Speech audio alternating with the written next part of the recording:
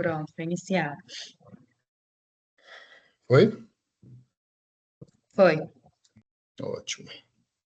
Então, vou começar aqui, fica à vontade para fazer qualquer outra coisa. Tá. Vamos lá. Boa tarde, pessoal. Meu nome é Vitor Almeida, eu faço parte do escritório Anacleto de Maria, e a convite da Rede Oftalmo, eu venho aqui hoje apresentar para vocês o Manual de Conduta. O escritório ele faz essa parte de assessoria jurídica para a Rede Oftalmo, e um dos nossos trabalhos foi trabalhar em cima, realizar os trabalhos em cima desse Manual de Conduta. O meu objetivo aqui hoje é simples, é o de apresentar o manual, de conscientizar vocês sobre a utilização desse manual, engajá-los, ou seja, esse material é material vivo e de acordo com os feedbacks que vocês podem dar para a gente, com as opiniões, a gente consegue fazer alguns ajustes de algumas regras que, porventura, possam faltar ou devem ser acrescidas nesse material. E também o de buscar o compromisso de vocês sobre seguir as regras desse material, tudo bem?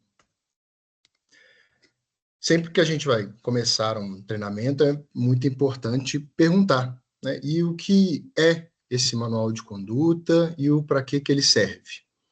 Para responder essa pergunta, eu vou apresentar para vocês uma tese de doutorado feita por uma professora do Nordeste do Brasil. Ela estava em um evento nos Estados Unidos, falando sobre o comportamento destrutivo no trabalho em saúde. E aí, dentre os quadros que foram apresentados, um deles foi sobre os fatores que apresentam risco à segurança do paciente, e especialmente falando que no Brasil não existiam muitas regras sobre isso e que esse risco era muito alto aqui no nosso país. E aí ela voltou para o Brasil e fez essa tese de doutorado, voltado especificamente para esse comportamento destrutivo do trabalho em saúde. Ela conseguiu dividir esse comportamento em 3 grupos, ou seja, o que acontece no ambiente de saúde entre os empregados, entre os trabalhadores, que colocam a saúde do paciente em risco. Então, ela dividiu em 3 grupos e eu vou apresentar para vocês aqui. O primeiro grupo é sobre o violência psicológica, ou seja, humilhar o colega de trabalho publicamente, agir ou falar com grosseria, intimidar, usar linguagem abusiva, arremessar objetos. Então, tudo isso está dentro do grupo de violência psicológica. O segundo grupo é o de incivilidade, ou seja, são atos menos danosos, mas igualmente graves. O que seriam atos de incivilidade? Recusar-se a executar tarefas atribuídas, desrespeitar o colega de trabalho, manifestar explosões de raiva, fazer comentários hipercríticos ou depreciativos acerca da organização, manifestar algum comportamento antiético, praticar uma gestão punitiva ou autoritária. Então, tudo isso coloca a saúde do paciente também em risco. E também, em outro grupo, está o de violência física ou sexual. Acho que todos já conseguem compreender o que isso abrange. Mas muito bem, e quais que são as consequências disso? Ou seja, um ambiente, um estabelecimento de saúde que permite que essas atitudes aconteçam, quais que são as consequências? Ela também distribuiu em 3 grupos, ou seja, existe uma consequência para o trabalhador, existe uma consequência para o paciente, existe também uma consequência para a organização de saúde. Para o trabalhador, as consequências são sofrimento moral e psíquico, prejuízos laborais, ou seja, se a pessoa pede demissão, tem uma dificuldade de achar um outro emprego, o rompimento da comunicação também é uma consequência, ou seja, o trabalhador que é exposto a essas ações por um tempo prolongado, chega um momento em que até comunicar, até falar realmente sobre essa situação, fica um pouco comprometido. Afastamento e isolamento, então a gente já tem um princípio de de depressão, de burnout, e para o paciente o comprometimento da segurança e da qualidade dos cuidados. E isso é fácil a gente entender. Vamos supor que a gente entre em um hospital, um estabelecimento de saúde para ser cuidado, né, com uma dor, algo nesse sentido. E assim que você coloca o pé dentro da instituição, você percebe as pessoas da recepção brigando entre si, você percebe um clima hostil entre os médicos, ou então até dentro ali da sala de cirurgia, você percebe que existe um clima um pouco pesado, palavras ríspidas entre os trabalhadores. Automaticamente você vai começar a se questionar: será que essas pessoas estão aptas a cuidar de mim? Então é exatamente isso que o trabalho dela teve como objetivo. E para a organização de saúde, são os custos com os processos, né? Então as pessoas pedem demissão, a organização arca com esses custos de processo, recrutamento de novos profissionais, de fazer novamente o onboarding de novos profissionais para substituir aqueles que saíram. Tem uma ameaça à imagem da instituição, ou seja, uma instituição que não consegue reter bons profissionais. Então, todas essas são as consequências de um ambiente em que se permite essas práticas. Então, por isso que nós fizemos um trabalho de revisar esse manual de conduta e deixar bem claro ali as regras e o que se espera de vocês enquanto colaboradores da rede Oftalmo. O manual está dessa forma, ele está gamificado, ele está de uma leitura muito simples e existem 19 capítulos. Nesse treinamento aqui eu não vou falar sobre todos, eu vou agrupar alguns capítulos para ficar mais fácil o entendimento, mas vocês vão receber uma cópia desse manual. Junto com uma cópia desse manual, vocês vão receber também um termo de comprometimento, que é um termo que vocês se comprometem a seguir essas regras que estão dispostas no manual e também sobre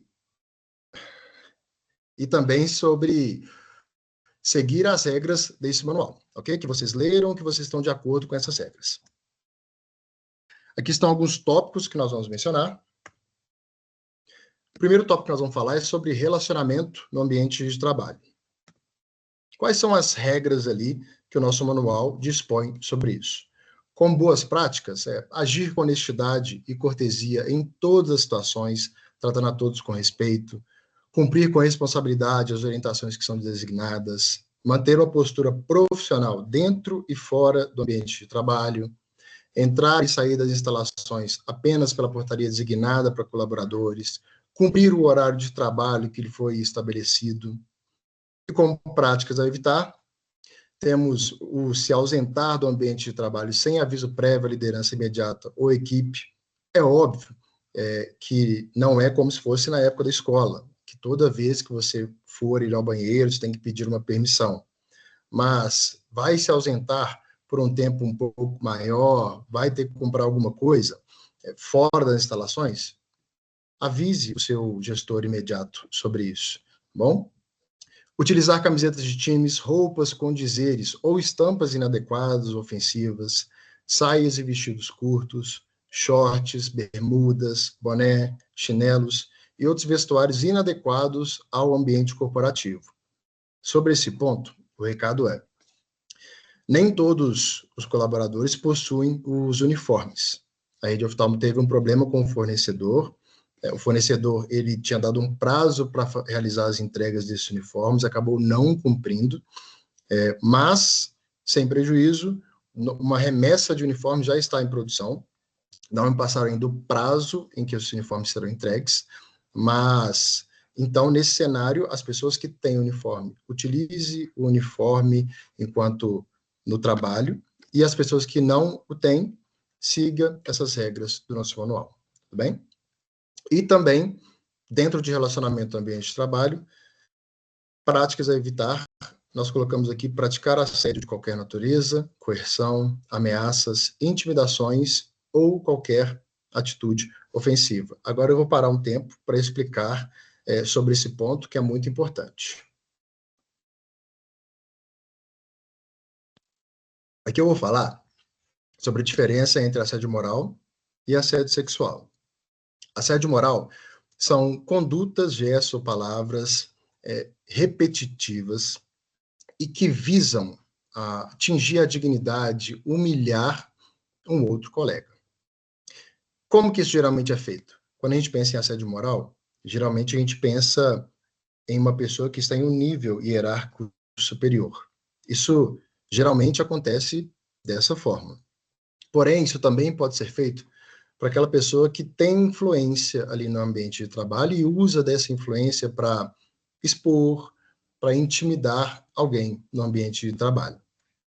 Alguns exemplos: gritar ou ironizar constantemente outro colaborador na frente da equipe, expor os erros de algum colaborador no grupo de mensagens de forma sarcástica ou humilhante, tratar alguém com desprezo recorrente, atribuindo tarefas incompatíveis com a função, como forma de retaliação.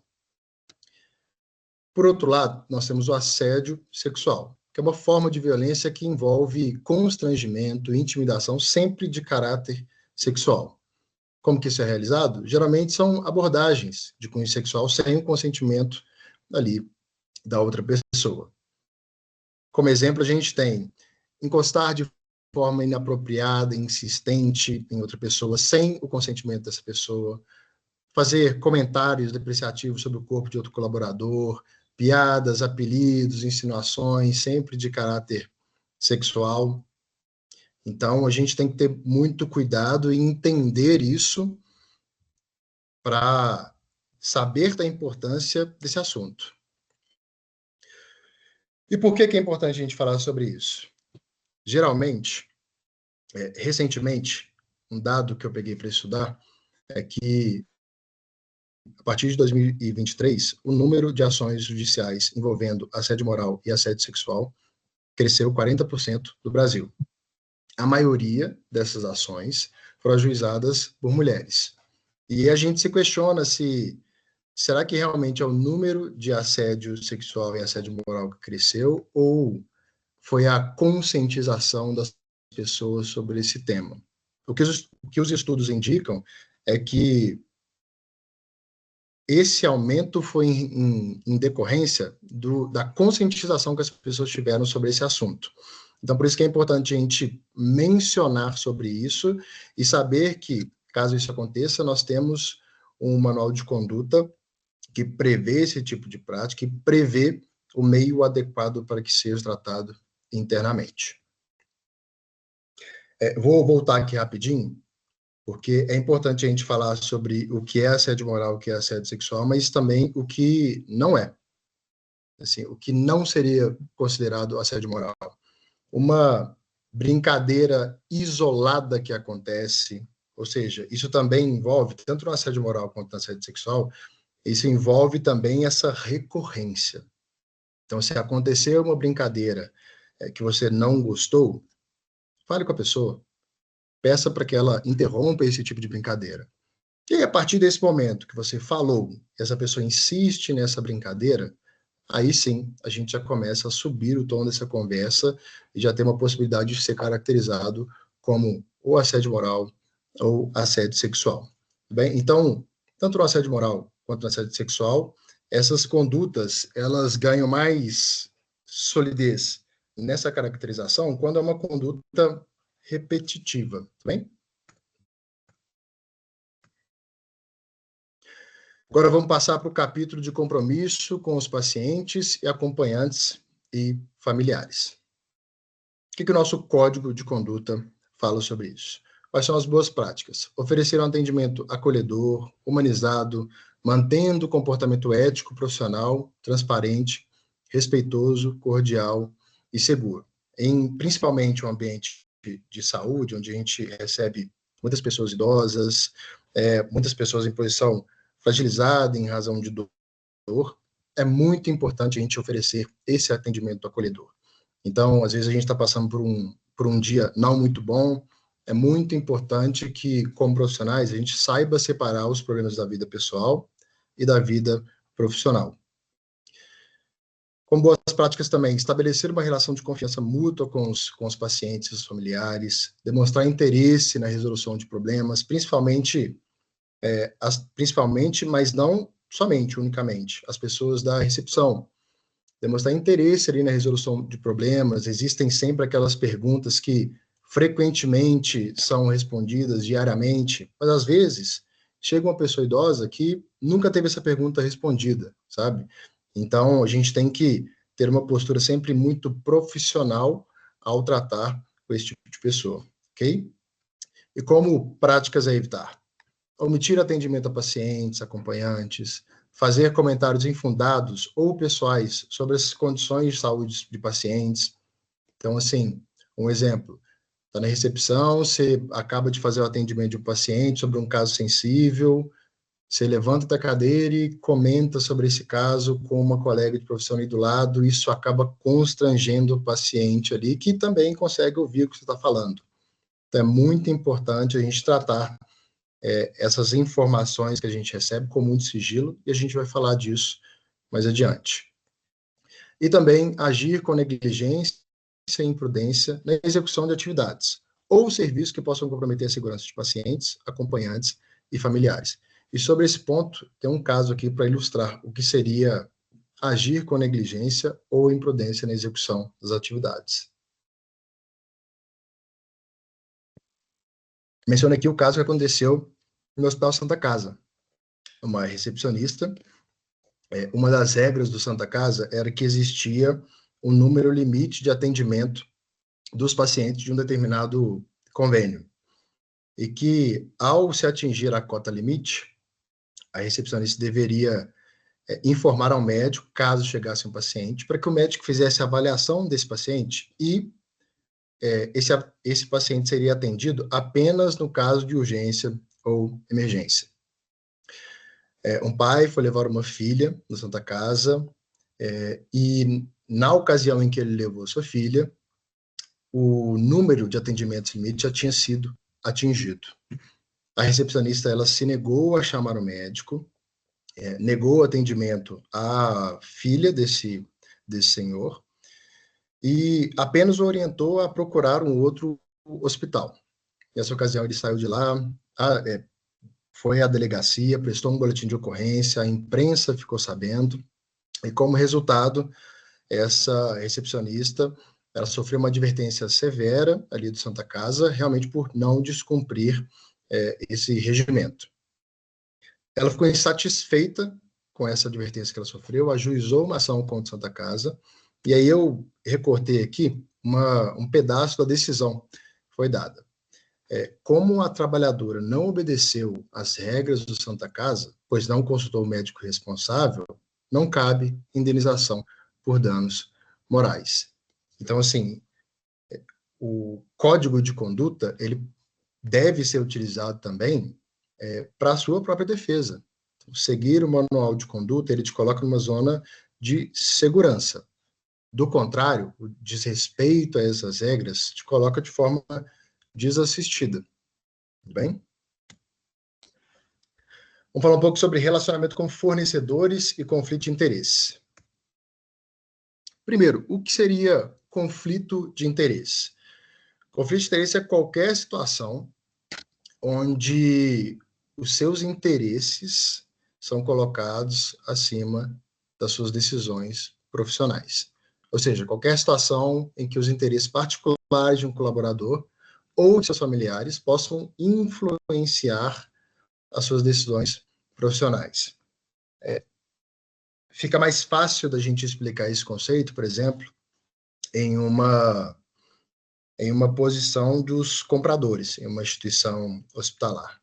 Vamos supor que uma pessoa é comprador, então ela é responsável por fazer aquisição de lentes de contato e de insumos, e aí um determinado fornecedor começa a entregar brindes para esse comprador, com forma de agradar. Então, o colaborador é um atleticano, por exemplo. Dá para ele uma camisa autografada do Hulk, dá para ele os ingressos na área VIP ali do estádio, até que chega um determinado momento onde esse comprador, ele se coloca na seguinte posição: cara, será que eu vou continuar seguindo o procedimento de contratação de fornecedores, onde tem que pegar 3 orçamentos, etc., levar para aprovação, ou eu vou tentar favorecer esse fornecedor aqui justamente porque os brindes que eles estão me dando, eu quero continuar recebendo. Então, fica mais fácil da gente explicar isso em uma posição de comprador, mas cada um de vocês pode pensar em como que uma determinada ação pode influenciar as suas decisões profissionais nas suas atividades, tudo bem? E o que o nosso código fala sobre conflito de interesse? Como boas práticas, cumprir as políticas referentes à contratação de terceiros, manter o sigilo das informações confidenciais da nossa instituição, garantir imparcialidade na escolha desses fornecedores, e sobre brindes, principalmente, aceitar ou oferecer brindes e cortesias que sejam simbólicos, de baixo valor e que sejam alinhados a datas comemorativas e não criem expectativas de favorecimento. Ou seja, é errado receber brindes? Não, não é. Desde que sejam brindes simbólicos, de baixo valor, ou que sejam alinhados a essas datas comemorativas. Eu participei de um evento sobre conflito de interesse, e aí foi 1 hora de treinamento, mas eu guardei uma frase que marcou muito. O conflito de interesses, ele não sustenta a luz, ele não aguenta. Ou seja, surgiu uma dúvida com relação a conflito de interesses, leve isso para o seu gestor. Cara, recebi um presente aqui, seja do paciente, algo nesse sentido, leva para o seu gestor. É sempre a melhor opção. Beleza? E como práticas a evitar, receber de forma direta ou indireta dinheiro, benefícios, objetos de valor de qualquer pessoa ou entidade, como agradecimento pelo atendimento prestado. É óbvio que existem outras regras, e como eu venho dizendo no treinamento, é muito importante, quando vocês receberem esse treinamento, vocês lerem esse treinamento, esse manual de conduta, mas aqui é apenas um resumo sobre essa parte de relacionamento com fornecedores e conflito de interesse, para que vocês guardem os conceitos e algumas regras principais de cada tópico, tá bom? Aqui é um exemplo sobre o que eu disse, um exemplo de um comprador de um hospital que recebe brindes e acaba se colocando ali nessa posição, apenas para ilustrar o que a gente já comentou.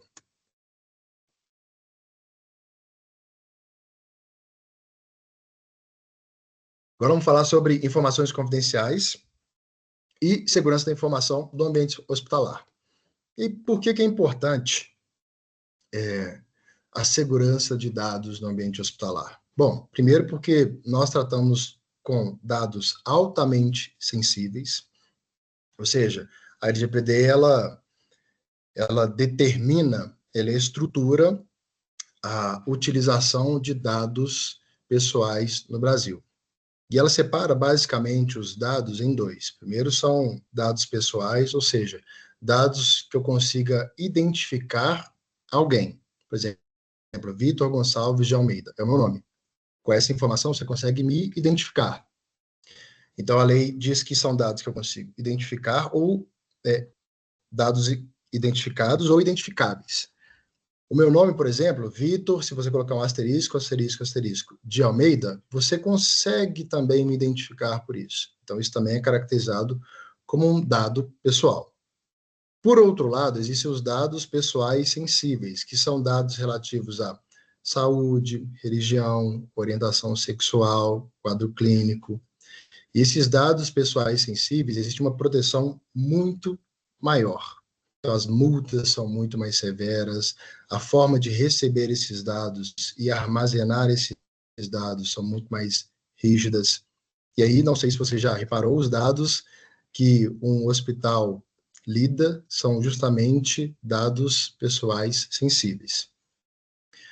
Confiança e bem-estar do paciente e responsabilidade objetiva. Como eu disse, nós tratamos dados pessoais sensíveis, existe uma responsabilidade muito grande no armazenamento e no tratamento desses dados. E o que no capítulo de informações confidenciais e segurança da informação estão disponibilizados sobre boas práticas e práticas a evitar. Com boas práticas, garantir a proteção adequada das informações que produzem, manipulam, armazenam, bloquear o seu computador sempre que se ausentar do posto de trabalho, proteger as informações dos pacientes, fornecedores, prestadores de serviços. Há algumas instituições médicas que, no Código de Conduta, há também a obrigação de prontuários de papel que as pessoas fazem, anotando os dados do paciente, depois de preenchê-los, a pessoa é obrigada a virar essa ficha de cabeça para baixo, justamente para não correr o risco de ninguém, inclusive que esteja passando ali na recepção naquele momento, possa enxergar essas informações do papel. Então, isso diz muito sobre como que isso é tratado em outras empresas. Tratar com confidencialidade, integridade e disponibilidade das informações de acordo com as normas institucionais, proteger as senhas de acesso aos sistemas de informática. Óbvio que essas regras aqui também dizem respeito à instituição, a própria rede oftalmo tem que disponibilizar para vocês um computador que possua antivírus, solicitar troca de senhas periódicas, mas também isso gera uma responsabilidade para vocês, de não compartilhar a senha. Sempre que sair, foi tomar um lanche, tomar um café, alguma coisa, travar o computador para que ninguém possa acessar o seu computador enquanto você não estiver ali, bem? E práticas a evitar, compartilhar informações confidenciais da instituição com partes não relacionadas, ceder dados de acesso a terceiros, transmitir informações e documentos sigilosos por meio de aplicativos de mensagem, ou seja, quando você trata sobre assuntos da rede oftalmo, de algum paciente ou de algum tratamento que está acontecendo no WhatsApp, você acaba envolvendo isso. Seu celular pode, inclusive, ser utilizado como meio de prova sobre essa ação. Então, tome muito cuidado ao comentar casos de pacientes pelo WhatsApp. Existem diversos casos nos julgados sobre pessoas que o paciente tem um nome um pouco diferente. Ao receber atendimento, a pessoa tira foto do prontuário, passa para o marido passa no grupo de amigos, e isso acaba viralizando, expondo o paciente ali. E até com pessoas famosas também. A instituição recebe uma pessoa famosa, as pessoas filmam, passam no grupo achando que vai ficar ali só naquele grupo, aí uma pessoa desse grupo compartilha a mensagem para outro grupo, isso acaba se tornando uma informação pública, expondo a pessoa, expondo a instituição e expondo você também. Então, a gente tem que tomar muito cuidado com a utilização das redes sociais. Então, durante o trabalho, fazer uma postagem, um stories, alguma coisa, aparece um paciente atrás.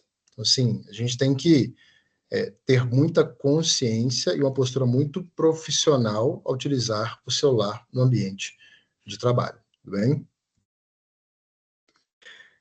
Um caso aqui sobre informações confidenciais e como que isso pode expor, né, e o potencial que isso tem de causar prejuízos, foi na época da pandemia. Um funcionário do Einstein, ele era da área de tecnologia da informação, ele vazou os dados de acesso e login e senha em um fórum. A gente não sabe se isso foi por vontade própria, ou se isso foi por querer, mas fato é que essas informações de acesso vazaram.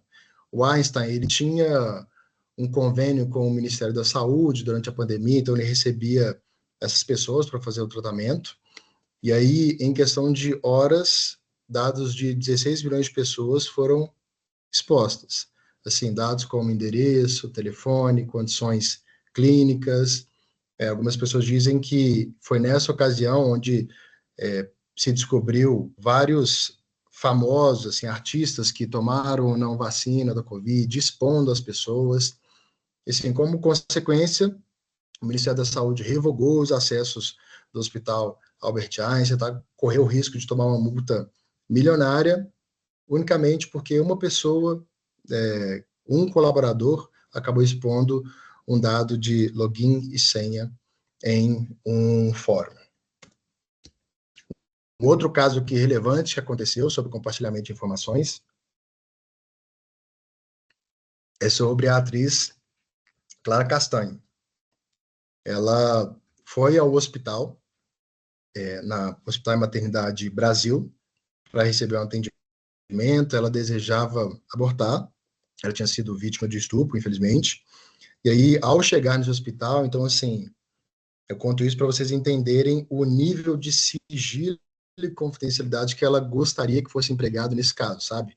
É uma pessoa exposta publicamente, ela sofreu, passou por esse episódio de estupro, acabou engravidando, e ela tinha o desejo de abortar e colocar essa criança à adoção.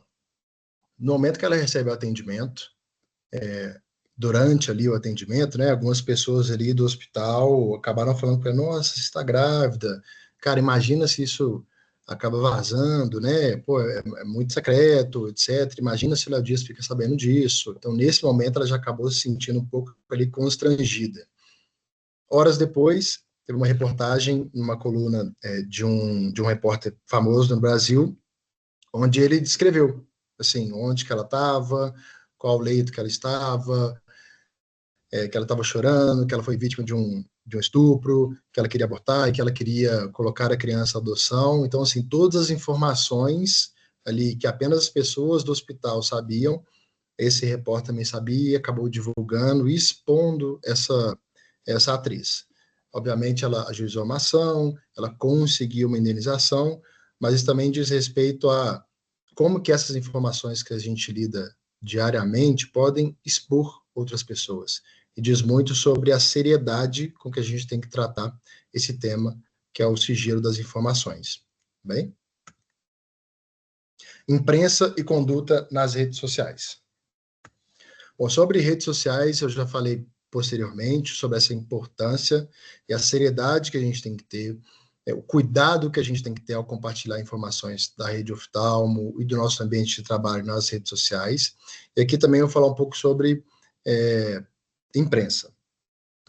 Com boas práticas, encaminhar todas as demandas da imprensa para a área de comunicação institucional, que é responsável por mediar e autorizar posicionamentos oficiais.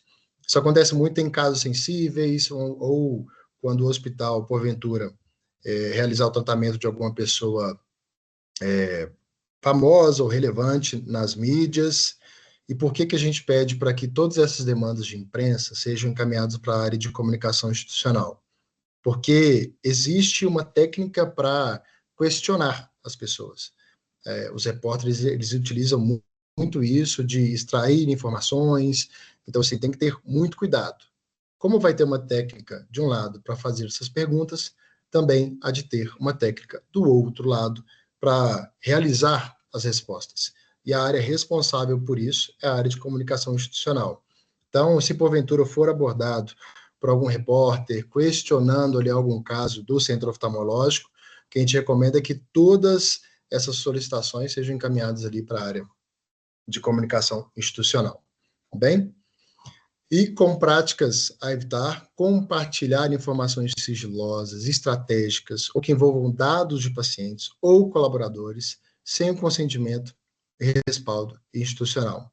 Isso tem acontecido muito e vários casos julgados nesse sentido, de colaboradores de hospitais que acabam compartilhando informações. Então, assim, hoje em dia, com Instagram, com TikTok, algumas pessoas gostam de comentar casos, só que isso é muito sério, a gente acaba, quando a gente compartilha esses dados, é interessante pensar também que a gente acaba expondo a pessoa que está passando por esse tratamento. Então, por isso que a gente evita esse compartilhamento de informações de pacientes, comentar sobre isso, principalmente nas redes sociais. E publicar em páginas pessoais de internet informações confidenciais, conteúdos, comentários, fotos e vídeos relacionados à rede oftalmo. Ok? E sobre isso, existe um vídeo aqui que eu quero passar para vocês sobre exatamente esse ponto de comentários sobre casos de pacientes. A gente às vezes acha que pode ser uma coisa inofensiva, mas tem um potencial de colocar tanto você quanto a instituição em risco. Vou colocar aqui agora para a gente ver. Outro caso absurdo que, mais uma vez, chega das redes sociais. Duas alunas de medicina divulgaram um vídeo zombando de uma paciente de 26 anos que passou por 3 transplantes de coração e 1 de rim. Ela morreu 9 dias depois da publicação. Essa menina tá achando que tem 7 vidas, não sei. De jaleco e dentro de uma sala do Instituto do Coração em São Paulo, as estudantes de medicina comentam e zombam de uma paciente que estava internada no INCOR. Ela tinha passado pelo 3º transplante de coração e 1 de rim. O vídeo foi publicado numa rede social. A segunda vez, ela transplantou, aí ela não tomou os remédios que ela precisava tomar, o corpo meio que rejeitou e teve que transplantar de novo por um erro dela. Gabriele Farias de Souza é estudante de medicina da Universidade Anhembi Morumbi, em São Paulo. Thaís Caldeira Soares estuda medicina na Faculdade de Saúde e Ecologia Humana, em Vespasiano, Minas Gerais. As duas participavam de um curso de extensão da USP, Universidade de São Paulo, no INCOR, e ficaram sabendo do caso da paciente durante as aulas. Vitória Chaves da Silva, a paciente citada pelas estudantes, morreu 9 dias depois da publicação, por complicações do transplante. A família de Vitória só ficou sabendo do vídeo, publicado em fevereiro, na semana passada, e abriu um boletim de ocorrência contra as alunas. A polícia trata o caso como injúria. Os familiares querem que as alunas façam uma retratação pública e negam que Vitória não tenha tomado as medicações após os transplantes. Eu quero justiça. Eu não quero o nome da minha filha difamado por aí. A história dela contada errada. A Faculdade de Medicina da USP diz que repudia com veemência qualquer forma de desrespeito aos pacientes. As universidades, a Anhembi Morumbi e a Faculdade de Saúde e Ecologia Humana de Vespasiano disseram que lamentam o ocorrido e que o caso será apurado para tomarem as medidas cabíveis. Me parece que as pessoas passaram um pouco dos limites na busca por alguns likes a mais. E isso, a curto, médio e longo prazo, pode ser um grande problema, tanto para a pessoa que ultrapassa os limites na busca por like, quanto da própria sociedade. O Conselho Federal de Medicina diz que é preocupante a falta de senso crítico nas publicações das redes sociais e que é necessário que o estudante de medicina comece a entender desde cedo que o elemento mais importante na relação da medicina com a sociedade é a capacidade do médico em manter sigilo sobre a relação com os pacientes. No final desse vídeo fala sobre a capacidade do médico em manter sigilo sobre essas informações de atendimento, mas isso também se estende a todos os profissionais, né, que atuam na área médica. Então, isso ilustra muito bem sobre quão sensível são essas informações.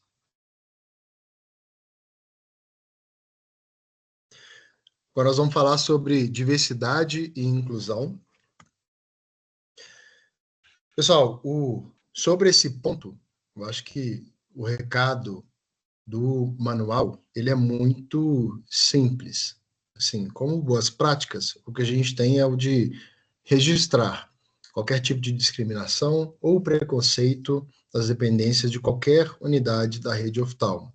Então, isso coloca todos nós ali como vigia desse tipo de ação, porque pode ser que essa ação não aconteça com você, que uma discriminação ou um preconceito não aconteça com você, mas pode ser que você presencie isso acontecendo.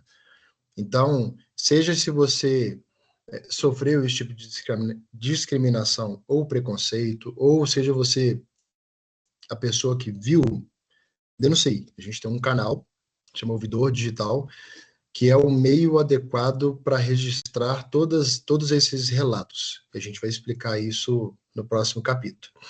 E como práticas a evitar, é um recado bem sério, que é o de ser proibido qualquer ação discriminatória, preconceituosa relacionada à raça, à cor, à etnia, à religião, crença, idade, geração, gênero, orientação sexual, política, nacionalidade, condição física, deficiência.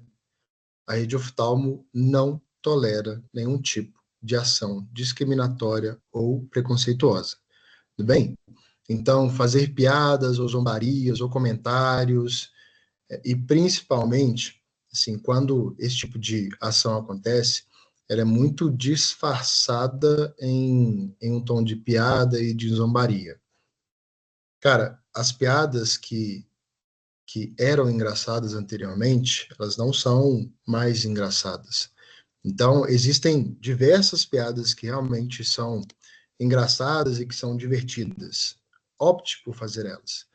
Piadas envolvendo o gênero, ou orientação sexual, a cor, a religião de outra pessoa, isso não é tolerado. E caso isso aconteça, esse caso será analisado com muito rigor pelo Comitê de Compliance. Tudo bem? E agora nós vamos falar sobre o nosso canal de denúncias e política de consequências. O nosso canal de denúncias é o Ouvidor Digital. O Ouvidor Digital é uma plataforma, ela não é da rede Oftalmo, ele é um terceiro, ele é uma empresa muito consolidada no cenário nacional sobre isso, e ele trata estritamente desse tipo de reclamação, de criar um sistema para receber esse tipo de reclamação com muito sigilo. Então, convido vocês até a pesquisarem o Ouvidor Digital, é realmente uma empresa reconhecida e referência no que faz. E quem gerencia esse canal do Ouvidor Digital e quem recebe esses casos para fazer análise é o Comitê de Compliance. Atualmente, nós temos mais de 260 casos tratados. E o nosso recado aqui é o seguinte: como que isso funciona? As denúncias do Ouvidor Digital, elas podem ser feitas de forma anônima. Então, se você presenciou ou se você sofreu algum tipo de ação que vá contra tudo isso que a gente explicou nesse treinamento, acesse o Ouvidor Digital, você vai ter o caminho ali, tanto no manual de conduta, tem um acesso também a ser disponibilizado no WhatsApp para vocês, fiquem à vontade. Se você não sentir confortável para se identificar ali como denunciante, pode fazer essa denúncia de forma anônima. O único requisito que a gente pede ao realizar uma denúncia de forma anônima é o de descrever muito bem essa denúncia, né? Por exemplo, vamos supor, eu estou almoçando no refeitório de uma empresa, alguém passa do meu lado e faz um comentário que eu não gostei sobre o meu tamanho, a minha cor, o meu peso, algo nesse sentido. E é algo que eu já venho reiteradamente pedindo a essa pessoa para parar de fazer. E aí, nesse momento, eu decido fazer uma reclamação ali no Ouvidor Digital. Eu faço uma reclamação de forma anônima, e aí eu escrevo assim: olha, estava almoçando no refeitório e me xingaram de XYZ. E aí eu envio essa reclamação. Como a denúncia é anônima, eu não vou saber a pessoa que fez essa ofensa, eu não vou saber quem sofreu essa ofensa, que dia que foi, em qual unidade que ocorreu. Então, justamente o que a gente pede é, ao fazer uma denúncia anônima, pare um tempo, descreva muito bem, coloque ali todas as informações, porque aí com essas informações a gente consegue tratar essa denúncia. Nesse caso mesmo, seria o seguinte: no dia 27/8 de 2025, às 1h da tarde, eu estava almoçando no refeitório da unidade XYZ e a pessoa, identifica o nome da pessoa, Joãozinho passou do meu lado e fez o seguinte comentário: Vitor, você isso e aquilo. Não é a primeira vez que eu peço para o Joãozinho parar de fazer esse tipo de comentário. No dia tal, eu também sofri esse tipo de agressão por ele, pedi para ele parar, inclusive os meus amigos XYZ estavam do meu lado e podem testemunhar sobre isso. Está vendo como que isso muda?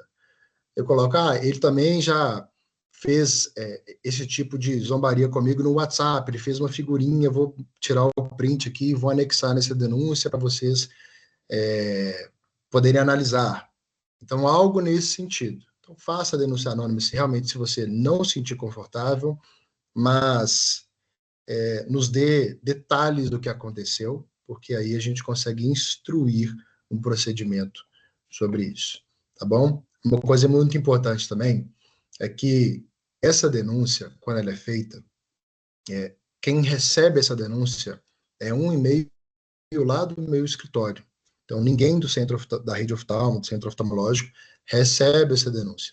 E a pessoa que recebe esse e-mail, primeiramente, faz uma triagem sobre quais são as pessoas do Comitê de Compliance que devem analisar esse caso.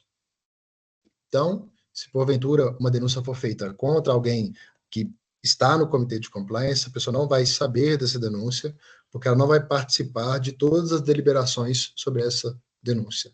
Tudo bem? Tudo isso para resguardar o denunciante e aplicar sigilo e confidencialidade em todas essas informações. Porque a gente sabe que o ouvidor digital e todo esse comitê de compliance tem que ser um lugar seguro para vocês. E aqui é só um exemplo de o que seriam denúncias no SAC e o canal de confidencialidade, né, que é no ouvidor digital. Então, dúvidas, reclamações de clientes, de consumidores, todos esses tipos, eles são SAC, que é o Sistema de Atendimento ao Consumidor. As denúncias a serem feitas no canal do ouvidor digital, eles são denúncias relativas a tudo aquilo que a gente comentou aqui hoje, entendeu? Então, algo que vá contra o nosso comitê de compliance. Mas não precisa se preocupar, porque, por exemplo, se no ouvidor digital a gente receber uma denúncia que seja do SAC, a gente faz esse encaminhamento para o pessoal do SAC tratar essa denúncia.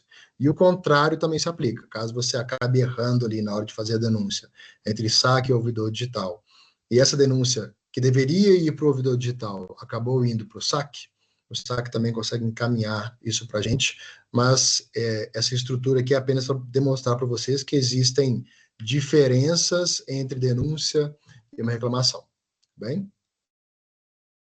E, por fim, apresento para vocês a nossa gestão de consequências, que existe aí uma estrutura para a gente aplicar, para a gente investigar, para a gente aplicar eventuais correções.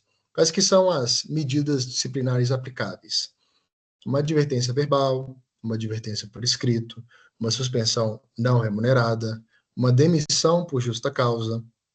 Então, todas essas são medidas disciplinares que uma denúncia pode resultar. Não é que elas serão aplicadas, mas essas são as possibilidades que o Comitê de Compliance possui. Quais são as atenuantes? Ou seja, o que pode reduzir essa medida disciplinar, reduzir o grau da medida disciplinar a ser aplicada? Um arrependimento eficaz, bons antecedentes profissionais, uma confissão espontânea. E por quê? Porque é muito diferente a gente tratar uma denúncia de uma pessoa que foi denunciada e se confessou espontaneamente. Ou também uma pessoa que ela mesma abriu uma denúncia sobre uma ação que ela fez.